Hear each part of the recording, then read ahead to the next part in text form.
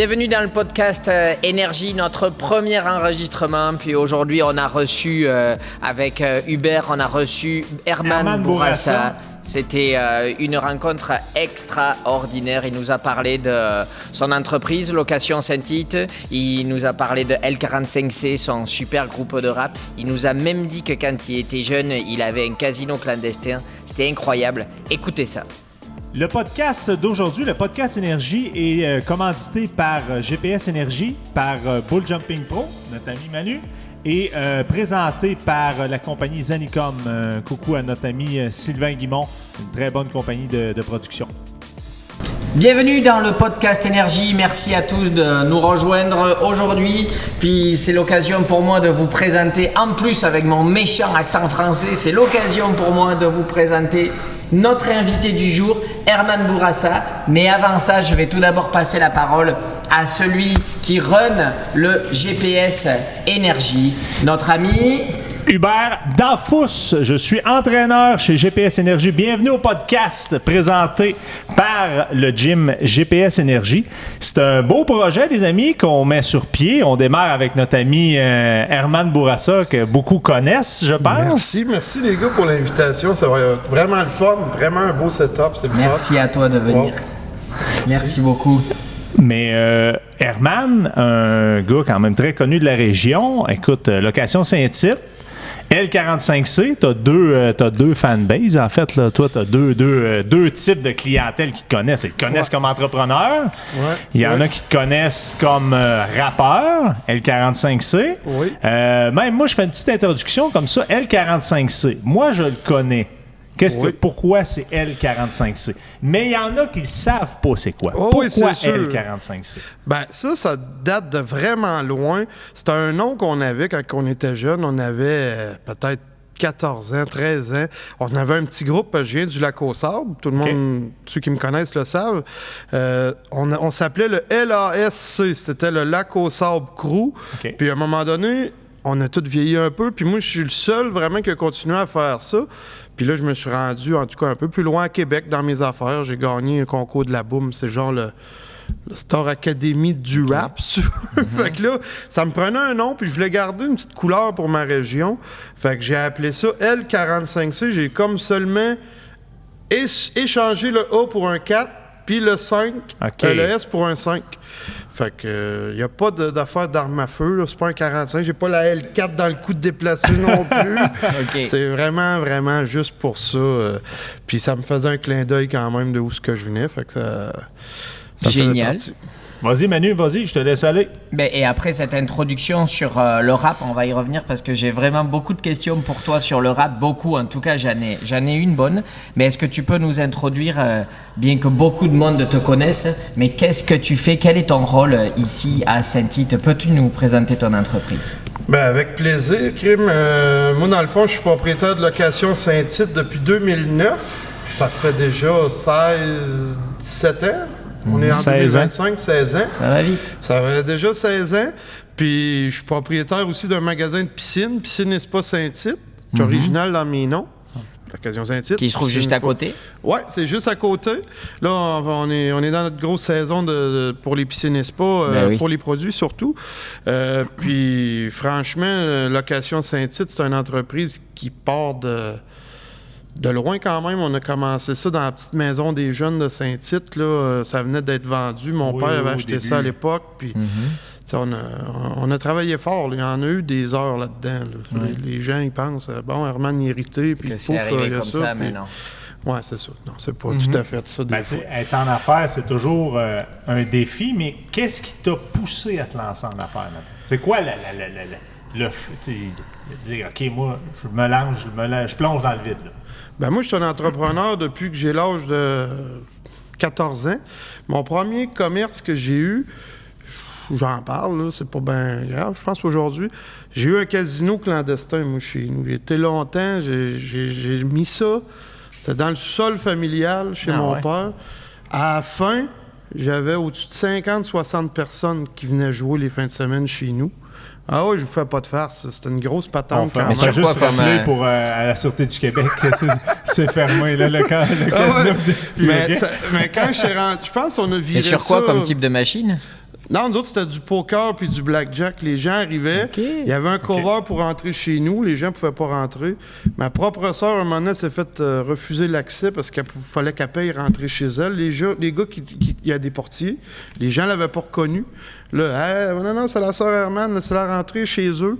Fait qu'on avait fait vraiment un gros... c'était quand même rendu très gros, ma patente. Quand même! J'ai eu la police de l'école qui était venue m'aviser, me dire... Là, Herman, on est au courant de tout ce qui se passe. Parce que c'était rendu qu'il y avait des messieurs plus âgés. Tu sais, on avait 14 ans. Puis il y avait des messieurs de 50 ans qui venaient jouer. Là, tu sais, c'était rendu quand même assez pété. Tu sais, dans le temps, c'était d'un premier temps, tu sais, dernier tour de table. Il y a eu, tu sais, tous les films un peu de Las Vegas, ces choses-là. On était vraiment des jeunes qui tripaient là-dessus. Puis j'ai eu une business comme ça, mais tu sais, dans notre tête, les petits jetons commençaient à se vendre, tu sais, puis on a commencé comme ça. Fait que, tu sais, c'était ma première business, puis j'avais 3 associés là-dedans. En tout cas, on avait dans notre tête de jeunes, c'était juste pour s'amuser, puis on faisait de l'argent, effectivement, avec ça, là, mais on pensait pas que c'était si grave que ça prendrait cette ampleur-là, là, tu sais.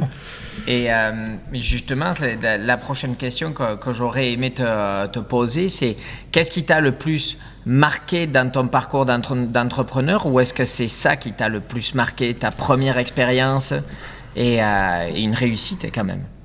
Oui, mais c'est un mélange un petit peu tout. Tu sais, à un moment donné, on vient tout qu'on se remet en question. Tu sais, on se dit, bon, je suis vraiment... Tu sais, on a tous nos ups et nos downs, hein, quand tu es entrepreneur. Puis je vais t'avouer, quand j'ai commencé, même moi, là, tu sais, je souhaitais que mon entreprise Location Saint-Tite devienne gros un jour. Mais tu sais, vous m'auriez dit ça quand j'ai commencé. Possiblement, moi aussi, j'ai arrêté. Ouais, OK, ça va être bien, mais jamais comme aujourd'hui. Puis, tu sais, j'en ai parlé même hors caméra tantôt avec vous. Tu sais, j'aurais pu facilement encore plus grossir, avoir plusieurs succursales, avoir parti des franchises. Tu sais, j'ai eu tellement d'offres dans ma carrière que j'ai toujours quand même voulu rester Location Saint-Tite avec ma succursale principale. Mon monde, on est une 20aine d'employés.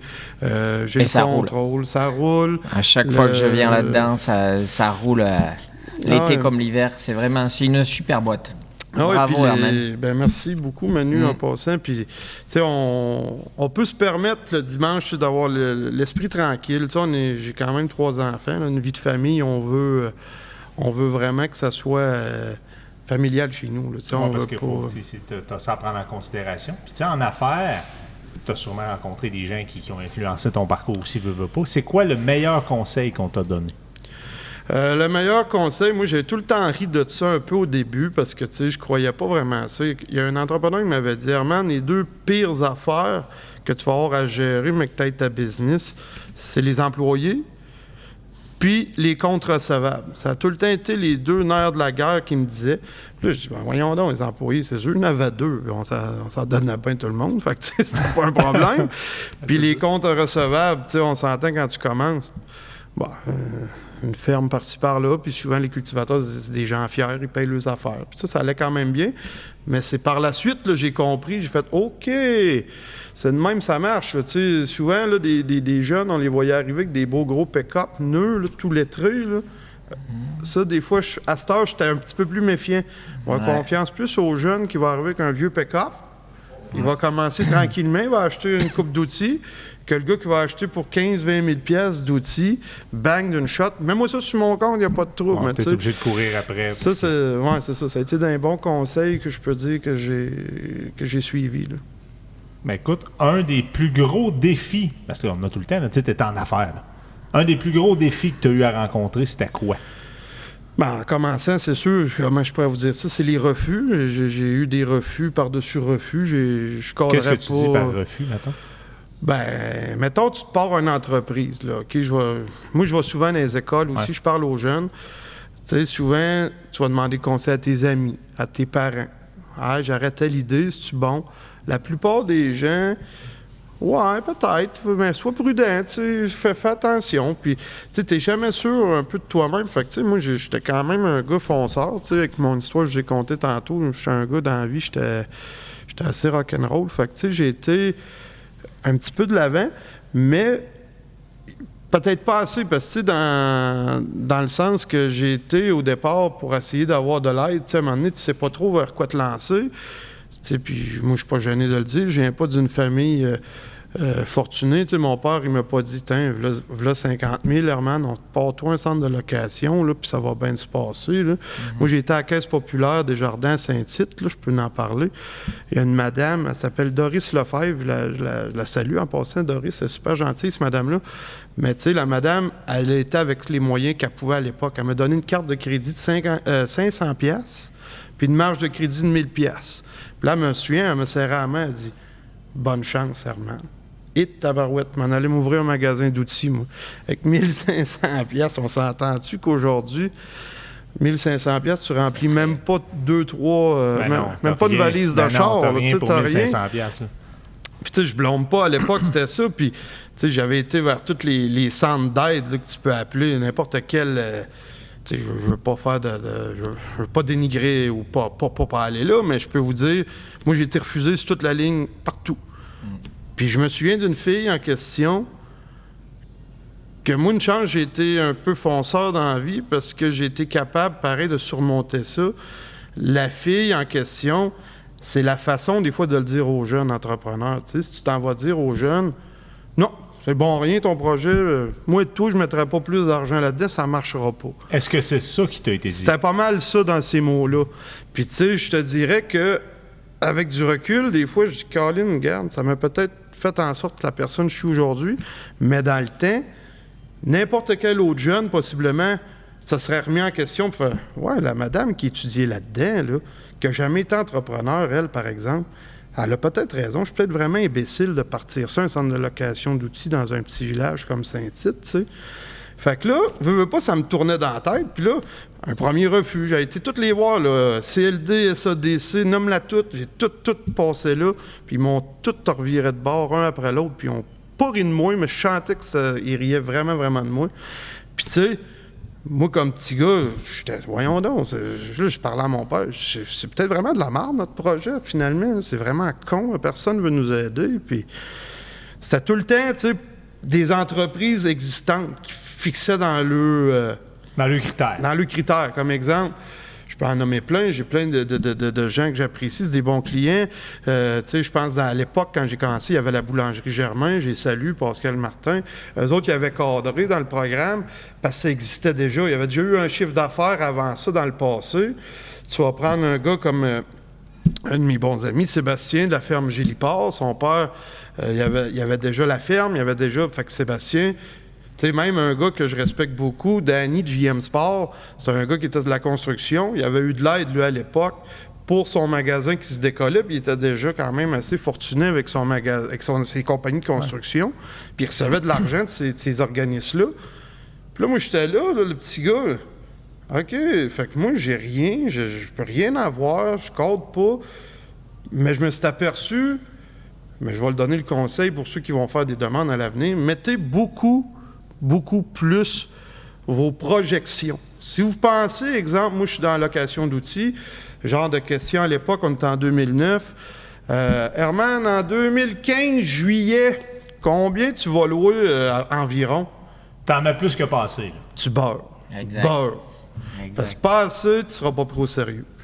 Faut que tu en mettes, t'en fais moins, tu fais, je me suis planté, mais au moins, la roue est déclenchée puis on est parti. Et d'après moi, j'ai la réponse. Je connais ta réponse, mais est-ce que tu as eu envie de tout arrêter? Est-ce que c'est passé proche?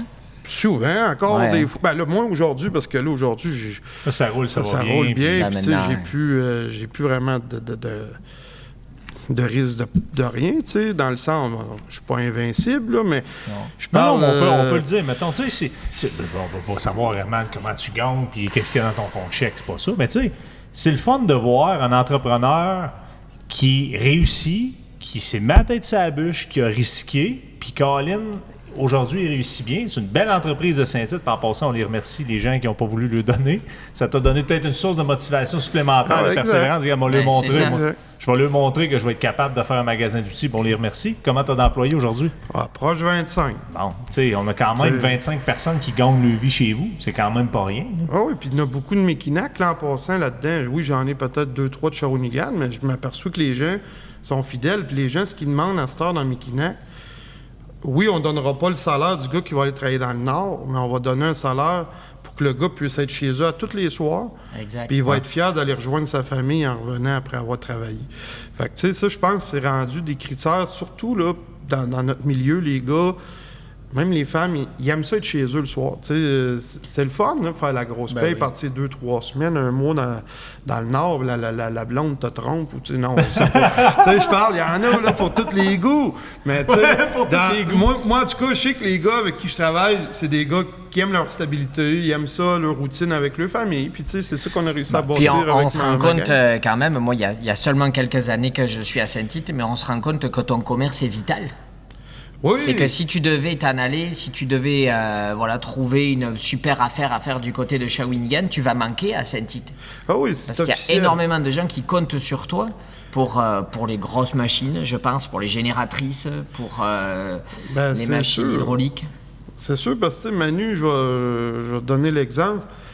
Un centre de location d'outils, c'est sûr, les gens, on pense à un outil, on va penser à une drill et un marteau. Mais tu sais, c'est vraiment pas ça. Là. Oui, j'ai déjà loué une drill. Là. C'est plus rare là, que quelqu'un aura besoin d'un marteau. Puis, tu veux louer un marteau? Là, souvent, on va l'acheter. Là, mais on parle de gros équipements comme, mettons, un outil qu'on loue quand même beaucoup, une fendeuse à bois. Une fendeuse à bois, c'est composé d'un moteur. Il y a de l'entretien à faire là-dessus. Tu fais du bois une fois par année. Puis quand tu l'as, tu veux pas être obligé de la prêter à tous tes amis, tes cousins, puis mon oncle Rénal. Hey, je te rassure, un Québécois, ça prête pas sa fendeuse. Moi, quand je suis arrivé ici, j'ai demandé aux voisins, au deuxième, au troisième, ils ont tous une bonne raison de te dire non. C'est ça. Fait que sauf Herman. C'est un peu pour ça, puis les gens, ils se sentent fiers. Regarde, je paye pour une fendeuse, je paye pour un service. Moi, le prix est établi, gars, tu peux faire 100 cordes si tu veux, tu peux en fendre toute la nuit, ça me dérange pas. Mais tu sais, c'est un peu pour ça qu'on existe. Pour tous des genres d'outils comme ça que les gens ont préféré le louer que de l'acheter. Tu sais, comme un ciseau lif, là, la personne qui veut repeinturer son toit de maison, tu peintures pas ton toit toutes les 2 ans. Ben non. Fait que tu sais, les gens, ils ont compris avec les années qu'est-ce que ça fonctionne. Je fais une petite parenthèse. Je pense que ton micro, Herman, ici. Ouais.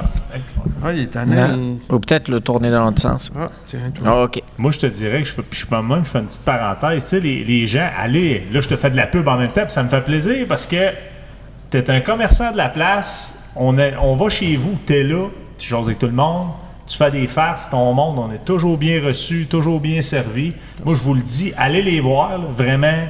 Ça vaut la peine. C'est une belle entreprise ici. Et toujours fiable. C'est toujours fiable. T'sais, il y a un équipement qui brise. Moi, pour avoir fait affaire, on en parlait tantôt en dehors des ondes. Là. Bon, on va le compter. C'est sûr que si c'était... ça serait peut-être pas approuvé par la CNESST, notre affaire, là, mais on a coupé un spa avec une scie mécanique. Puis, la première réaction qu'Herman a eue, c'est, les gars, ça va me faire plaisir, je vous en loue une. La seule affaire, je veux que vous me filmiez ça, m'en faire une pub avec ça. je vais être honnête, c'est la première fois dans ma vie. Mais tu sais, souvent, les gens, on le sait pas tout le temps ce qu'ils font avec l'outil. Mais là, moi, ça avait donné, on se connaît bien. Je dis, tu vas faire quoi, toi, avec ça? Je pensais, moi, je dis, je sais pas. Mais on va couper un spa des capitales. Ah! Fait que, tu sais, c'est pour ça que je dis qu'il y en a vraiment pour tous les goûts puis pour tous les domaines. Tu sais, on a parlé beaucoup, Herman. Ouais. Hey, je te coupe, Manu, excuse-moi. Non, pas du tout. De toute façon, on va refaire un montage, j'imagine. Mais moi, je voulais parler de chansons avec toi. Oui. Je voulais parler de chansons parce que t'es... tu me chantes quelque chose. Mais tu serais surpris, sous mes airs de petit garçon bien élevé, d'apprendre que je suis un amateur de rap. Okay. Et de rap français. Et j'aurais aimé savoir, est-ce que tu as eu de l'inspiration de la part du rap français de France, ou est-ce que c'est plutôt les rappeurs ici, côté nord-américain, ou les rappeurs américains, comme les 50 Cent et compagnie, qui t'ont influencé? Qui sont tes influenceurs? Ben, ça me fait plaisir que tu me poses cette question-là, parce que moi, je viens de la génération des disques compacts, là, tu sais, les jeunes, ils savent plus aujourd'hui, ben c'est quoi. C'est pas mal les trois de la même génération qu'un CD. Moi, ma grosse niche, c'était vraiment le rap français, tu sais, les Snipers, Busta Flex, tu sais, nomme-la toute. C'était toutes des idoles pour moi, tu sais, de l'inspiration. Puis même le rap au Québec a commencé que les gens changeaient leur voix pour aller rechercher l'intonation française. Ouais. Puis les premiers qui ont réussi à vraiment garder le couleur, tu sais, c'est les Sans Pression de ce monde dans le rap québécois, ils ont mis le couleur à eux autres. Mais tu sais, comment je dirais ça? Moi, j'ai eu, c'est sûr, une sorte d'inspiration par ces gens-là. Puis moi, le rap américain, j'aimais ça. Je chantais, mais d'après moi, je chantais pas les bonnes paroles. Je parle pas super bien anglais. Je pensais que je connaissais à tout, mais peut-être pas, non. C'est ça, le rap américain, il faut vraiment parler américain pour comprendre tout ce qu'ils disent. Je pense qu'un des plus clairs, c'est Eminem, un des plus faciles à comprendre. Les autres, on se noie dans la parole. Et autrement, moi, je voulais partager avec toi. Je suis content que tu aies nommé Sniper, parce que Sniper, c'est le sommet. Gravé dans la roche. Ouais. Et est-ce que tu aimais bien quelqu'un comme Cool Chain aussi? Oui, quand aussi. il s'est isolé un peu de Joey Star, plus ou moins. C'était plus rough avec lui. Mais... nous autres, on écoutait... c'était le film qui était sorti, là, « Ma cité va craquer ». Là, je sais pas si tu te souviens de ça. « Ma cité va craquer », c'était un film qui avait été... C'était comme pas légal au Canada. On avait réussi. C'était comme tous des jeunes en France qui s'étaient tous rebellés. Puis, en tout cas, on était dans... C'était comme un peu nos idoles. Tu sais, aujourd'hui, je pourrais pas dire « Wow, c'est vraiment un bon exemple. » Ça, c'est aujourd'hui. Ils appelaient à la guerre. Ils appelaient à faire flamber les cités, mais parce que c'était la misère dans les cités. Et puis quand même, l'air de rien, il y a eu des millions et des millions d'euros qui ont été injectés dans les cités pour essayer d'améliorer les conditions de vie dans les cités. Par contre, ce qui s'est passé, c'est que c'est la vente de drogue qui a submergé l'État, puis les marchands de drogue, ils peuvent donner du gros cash aux jeunes, ce qui fait que là, tranquillement, les cités deviennent même dangereuses. Mais des gars comme Sniper, Cool Chain et MC Solar, eux, ils voulaient tirer les jeunes de la galère avec le rap. Ils appelaient pas à la violence, mais ils appelaient quelque part à mettre le feu à Babylone pour se sortir de ça. Ils voulaient que les jeunes se fassent entendre. Puis, c'est un peu le même procédé ici, à plus petite échelle au Québec, mais la France, ça a été un plus vraiment pour nous, le Québec, pour ceux qui font du rap. En tout cas, c'était une très belle inspiration. Ce qui fait que c'est plus le rap français que le rap américain qui vous a influencé. Oui, vraiment. Oh, oui. C'est sûr que j'écoutais comme tout le monde Snoop Dogg, Tupac, tous les bons vieux. Mais c'était pas... on s'inspirait plus du rap français. Hubert, je te laisse la question de clôture. De tous ces acteurs-là, de tous ces rappeurs-là, tu veux y aller... deux questions, en fait. Il y en a une, je vais la poser, l'autre, je vais la laisser à Manu. D'accord. De tout le monde, du monde du rap, tu peux aller prendre une bière ou un café avec quelqu'un. Qui tu prends? Dans tout le monde du rap, tu parles au Québec ou n'importe où? N'importe où. C'est une belle question. Je pense que j'irais prendre une bière avec... Celle-là, tu t'attendais pas à celle-là. Là. Non, parce que j'ai plusieurs choix. Je pense que j'irais qu'un vieil idole, Bustaflex, le bon vieux rappeur. J'ai tellement écouté ça. Bref, je sais pas, on se parlera de tout et de rien, mais je pourrais pas te dire nécessairement... Ah, mais ils ont influencé notre génération. Oh, oui, vraiment. Toi, tu as une quarantaine d'années, pas tout à fait encore? J'ai eu 40. Tu as eu 40? Oh, oui, et nous, 40. On va fêter nos 40 aussi, moi en tout cas, dans pas longtemps. Ah, crème, bienvenue dans le groupe. La dernière question... 3 ans, je pogne le mur. Et non, 3 ans encore. La dernière question, c'est justement toi qui vas la poser. Quelle est la question qu'on ne t'a jamais posée puis que tu aimerais qu'on te pose? Les gens, souvent, c'est comment je pourrais dire ça? Tu sais, la question du bonheur, la question d'être heureux, moi, je trouve ça important. Les gens, tu sais, ils me voient, là, tu sais, il est chanceux. Tu sais, les gens, ce qui m'a le plus dérangé dans ma vie, c'est un petit peu les gens... Tu sais, c'est toujours flatteur, tu sais, des gens qui sont envieux ou qui sont contents, ou tu sais, que j'ai été longtemps, là, j'avais peur de m'acheter un gros véhicule, ou tu sais...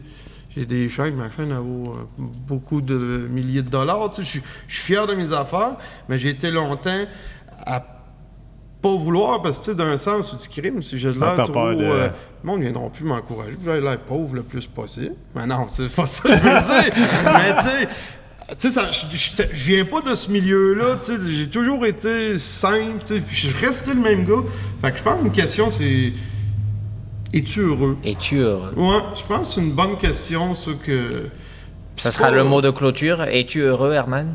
Oui, mais pas tous les jours comme tout le monde, puis il y a bien des Exactement. fois qu'on se remet tout le temps en question. Mais j'ai une belle vie, une belle famille, je suis chanceux. Un petit mot à dire pour la jeunesse qui nous regarde? Ben, ça me fait un beau clin d'œil, je pense. Souvent, je suis cité pour les... Tu sais, à l'école, là, je le dis, des fois, j'ai des professeurs qui viennent, puis... Hein? Il vient quand même me louer du stock, lui. Il me semble qu'on l'a écœuré, ben, à peu près, ça. Ah non, mais... Tu sais, je parle pour les jeunes... écoutez-vous, faites-vous confiance. C'est sûr qu'il va y avoir des projets, des fois, que vous allez avoir des idées, ça n'aura peut-être vraiment pas d'allure, mais faites-vous confiance. Écoutez vos parents, mais écoutez pas nécessairement. Essayez de suivre votre feeling. Si vous croyez vraiment, si vous avez un projet, vous avez vraiment envie de faire quelque chose, faites-le, la vie passe tellement vite. C'est arrêtez-vous pas, foncez puis arrêtez-vous pas à ceux qui vous mettent des barrières. Des bâtons dans les roues, exactement, bien dit. Ouais. Écoutez, c'est ce qui conclut le podcast de l'énergie, le premier. Ben, avec merci. Notre ami Herman Bourassa. Herman, on va te réinviter, c'est sûr et certain. C'était trop court. C'est toi qui as brisé la glace, Herman. Ah, ben j'apprécie beaucoup de l'invitation. On va dire bonjour à Marco aussi en même temps. Marco, Marc Danfous, propriétaire de GPS Énergie de la course du Petit Shérif. Puis je vous dirais que le podcast de l'énergie, c'est son initiative, en fait. Là. C'est lui qui nous a réunis tout le monde pour faire ce podcast-là. C'est lui qui a eu l'idée de lancer ça. Puis je pense qu'on peut y faire un beau clin d'œil. Puis, je veux dire, moi, je suis avec lui dans le gym, je suis avec lui avec les courses du Petit Shérif. Là, je suis co-animateur avec Manu du podcast d'énergie. Mais tu sais, c'est un gars qui a des bonnes idées. C'est un gars que... Il y en a peut-être qui n'aiment pas sa manière de faire les choses, mais le fond du message, c'est toujours un bon fond, puis il a raison dans ce qu'il fait, puis c'est d'inciter les gens à embarquer dans ce mouvement-là. Le aussi. moins qu'on puisse dire, c'est qu'il a du cœur. Exactement. C'est en plein ça. Ben merci les gars. Puis toi aussi. Toi aussi, dans le cœur. Ben vous autres aussi, merci. Merci.